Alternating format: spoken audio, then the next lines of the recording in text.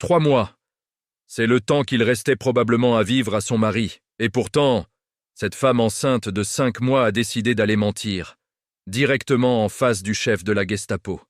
Son nom est Lucie Aubrac. Nous sommes en 1943, en pleine World War II, dans la ville de Lyon. Son mari, Raymond Aubrac, vient d'être arrêté par les nazis. Il est enfermé dans la terrible Montluc prison. Là-bas, la plupart des prisonniers ne ressortent jamais. Et celui qui décide de leur sort, c'est Klaus Barbie.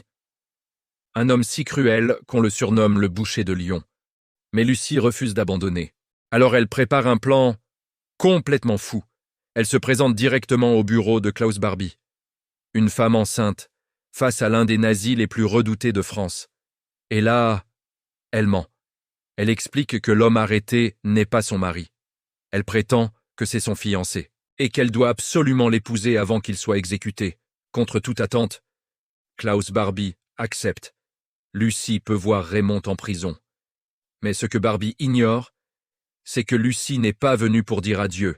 Elle est venue préparer une évasion. Pendant les jours suivants, elle observe tout. Les gardes, les horaires, le trajet du convoi. Puis elle contacte les résistants. Et le 21 octobre 1943, le piège se referme.